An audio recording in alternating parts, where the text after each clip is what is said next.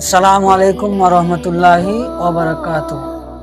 আজকে আমরা জানব আল্লাহ তাআলা যে আমাদের উপরে রমজান মাসের 30টি রোজা যেটি ফরজ করেছে সেটির আয়াত।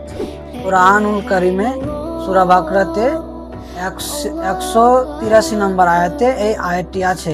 আয়াতটি আগে পাঠ করব, তারপরে অনুবাদ করব ইনশাআল্লাহুল আজিজ।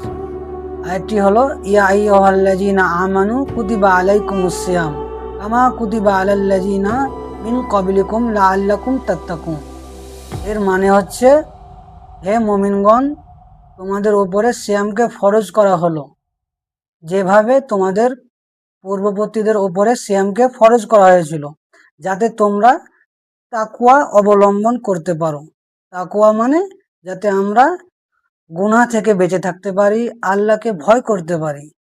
এটাই হচ্ছে তাকওয়ার সার্বিক অর্থ।